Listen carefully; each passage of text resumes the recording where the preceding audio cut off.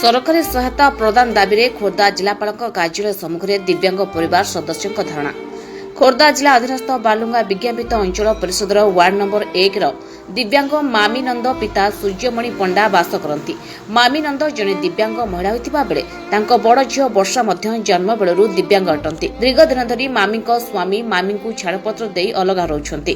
फल मामी जीवन दुर्विसह हो पड़ी। दुईटी झील को नहीं मामी परिवार दिव्यांग बड़ झील वर्षानंद सान झील खुशीनंदर बयस। आर्थिक अनाटन जोगु बड़ झील वर्षा प्राथमिक शिक्षा पाइबारु वंचित होइतिबा बेले सान झील किछि बदान्य व्यक्ति सहयोग में पंचम श्रेणी में पाठ पढ़ुछि।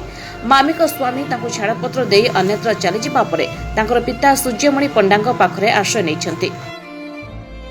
सूर्यमणि मंदिर पूजक भाव में जहाँ रोजगार करती सेतिकिरे तांकर परिवार प्रतिपोषण होइथाय। सूर्यमणि स्मृति स्थावर किंबा अस्थावर संपत्ति किछि नाही। ओडिए खाइले ओडिए उपवास रही जीवन बिताई थांती सूर्यमणि और मामीना परिवार। वर्षा नाम खाउटी कार्ड सहित आधार कार्ड संजोग नथिबा दर्शाई कंट्रोल डीलर वर्षा को राशन सामग्री देउना। वर्षा संपूर्ण भाव में शारीरिक अक्षम होइतिबा बेले तांकर आधार कार्ड निमंते बायोमेट्रिक प्रस्तुत करने संभवपर नुहे। फल तांकर आधार कार्ड नथिबारु राशन सामग्री देउना संपृक्त कंट्रोल डीलर। ए संपर्क में वर्षा परिवार पक्षरु अनेक बार खोर्धा जिला प्रशासन दृष्टि आकर्षण करा जायथिले मध्य कौनसी सुफल मिल पारि नाही। निकटरे वर्षा परिवार को सहाय्य करने विभिन्न सामाजिक गणमाध्यम एवं मैसेज पाई सम हॉस्पिटल भुवनेश्वर हृदरोग विभाग कार्यरत डाक्तर राकेश चंद्र बालुगा जाई वर्षा परिवार वर्ग को भेटिथिले। वर्षा परिवार विषय सबु जानिबा परे निज कार रे सेठाकर किछि समाजसेवी सहायता रे खोर्धा जिलापाल कार्यालय को आनी वर्षा परिवार को सरकारी सहायता प्रदान दाबी रे खोर्धा जिलापाल कार्यालय सम्मुखें धारणा रे बसिथिले।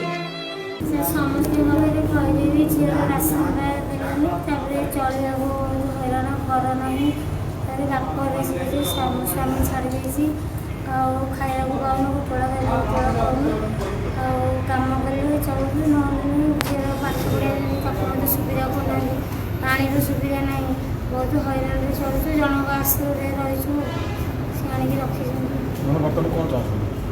मत किसी साहय मिले मो झी को पाठ पढ़ा किसी साहय मिले सफल गत 3-4 दिन पूर्व मत गोटे मेसेज आसाला झीर माने साहाय्य तो मु डिटेल्स जाकि घर को बुझिली झीटा शारीरिक अक्षम अच्छी घर ना एजुकेशन किसी ना तो मु चाहूँगी कि केमती गोटे घर मिलू आ तार एजुकेशन किसी आम हेल्प जमती हो पार से दिगरे टिके सरकार दृष्टि कले भल हाँ। वर्षा परिवार को प्रधानमंत्री आवास योजना एक घर 2 झील को पाठ पढ़ाइबा निमंते सरकारी सहायता एवं वर्षा को राशन कार्ड दाबी नहीं एक दाबीपत्र खोर्धा जिलापाल अनुपस्थित जिलापाल अभियोग प्रकोष्ठ में चली जाइए।